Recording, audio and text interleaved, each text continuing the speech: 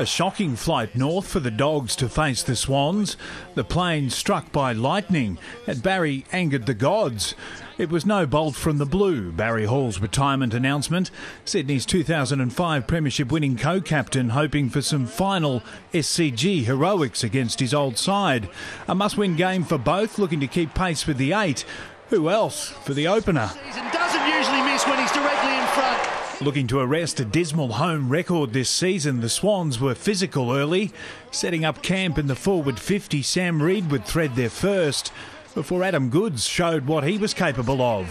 The dual Brownlow medalist off the outside of the boot. That's why people come to the footy, to see that. The Dogs, though, were dangerous on the break. Barry Hall feeling right at home. He likes it, goes back, kicks the goal. He's got 2. Adam Goodes was slipping his man at half forward. He'd deliver, but execution was letting the Swans down. Read the target, has position again, didn't control the footy. Good decision by the umpire. The collisions kept coming, little separating the sides. Sydney 3 points up at quarter time. They'd extend that as the arm wrestle continued in the second quarter. Ball top chance for Sydney and the goal to McVeigh. Some collateral damage from the contest. Cross courageous. His day finishing prematurely. It would mark a shift in momentum. Sydney taking charge. Bird in some space, 45 metres out. 3 in a row, the Swans. But just as the Swans were taking flight, this blunder at the back. Not Magna's best kick. Could be a monumental turnover. Hooper working hard. Dribble on the ground. Hooper kicks his second. How about that? The pendulum swinging the Dogs' way, Hall making his old side pay. Big kick this, he's got 3 and the Bulldogs are back in it. It was proving a real retirement roadshow. Lace out to Barry Hall, outside 50. Oh, Barry!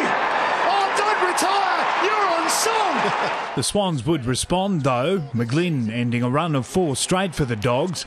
Sydney robbed of a goal right on half-time. But they'd managed to snatch back the momentum, taking a 7-point lead into the break. Very lucky, the Dogs, very lucky. And they'd start the third on song. McGlynn!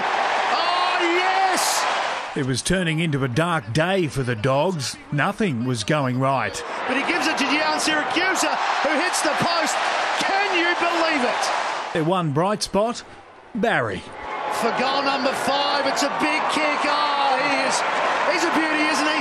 McVeigh would put the finishing touch on a dominant third quarter for the Swans, up by 27 points. Rodney Eade could feel September slipping away. The Swans doing their best to take it off them. Bird from 50 metres out. Bird, his 4th goal. Back-to-back goals would apply the paddles to the Dogs. Malcheski would put them back on the critical list. Malcheski doesn't miss. Sydney dominating. Sam Reid taking off. Oh, and speaking of which, Reid for his second, gets close to the man of the mark again, but gets it to go the right way. He's got 2, and Sydney are happy. 9 Swans with 20 disposals or more. Kieran Jack and Adam Goodes, the best of them. And that might just make sure there's a 3 next to Adam Goodes. It was nice to sort of kick away in the end, because the effort was there for the 4 quarters, and that's what we wanted.